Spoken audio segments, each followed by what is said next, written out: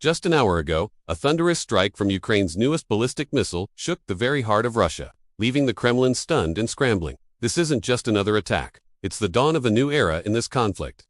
The Shatters missiles are here, and they're signaling the end of Russia's Iskander dominance. As Moscow shivers under a merciless, almost apocalyptic snowstorm, Ukrainian forces are systematically cutting power across enemy territory, plunging entire regions into darkness. The shock on the Russian side is palpable. General Gerasimov, once the architect of the front line, is now losing his grip, and Putin's alliances are crumbling around him. We're diving deep into our episode Hellpoint, where we witnessed Ukrainian forces unleashing these ultra-powerful ballistics on Rostov. This was a precision strike the Russians were completely unprepared for, marking a decisive moment. President Zelensky has given the signal for mass deployment of these new weapons. The primary targets, the various Iskander launchers that have terrorized Ukrainian cities. Explosive revelations are expected to emerge from within Russia itself. As reports confirm, the Shatters' devastating impact on a chemical plant in Rostov. This is just the latest in a series of at least 10 strikes on Russian territory, using the Ukrainian-developed Shatters. This missile isn't just a copy of Western technology. Its capabilities now exceed almost every foreign counterpart. It boasts a range of 500 kilometers, far surpassing many American and European equivalents, and there are already plans to extend it even further to cover the entire European part of Russia. This project didn't just start yesterday.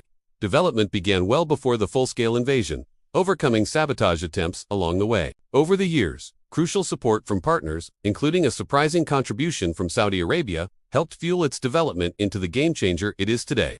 Military analysts are now predicting that these new missiles will cripple Russian logistics and operations. Ukraine now has the power to strike deep behind enemy lines, targeting ammunition depots, personnel staging areas, and even the mobile Iskander launchers themselves. The most critical part: they can do all of this without needing to wait for Western permission.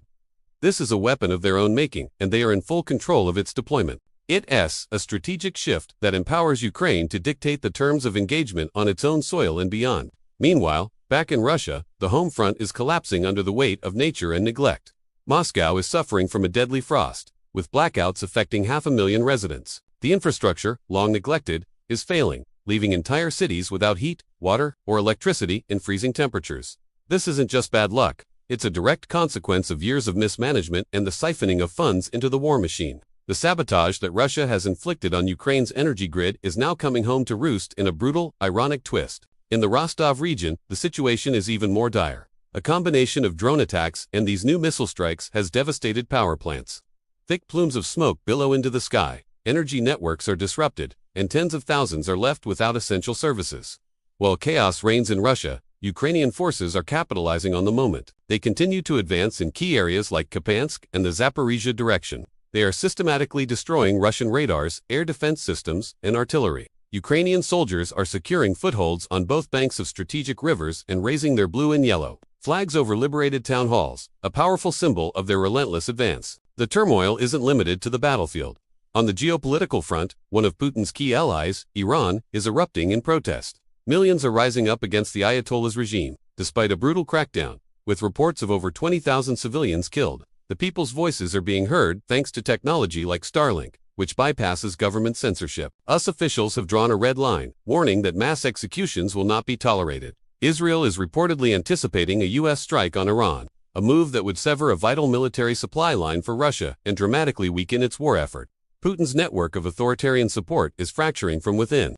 At the same time, the economic noose is tightening. The United Kingdom is clamping down hard on Russia's shadow fleet of oil tankers. British forces are seizing these vessels or preparing to intercept them, diverting the proceeds from their illicit oil sales directly to funding Ukraine's defense. This escalates the financial pressure on the Kremlin to an entirely new level. Russian vessels are being forced to constantly reflag and navigate a complex web of increasing sanctions.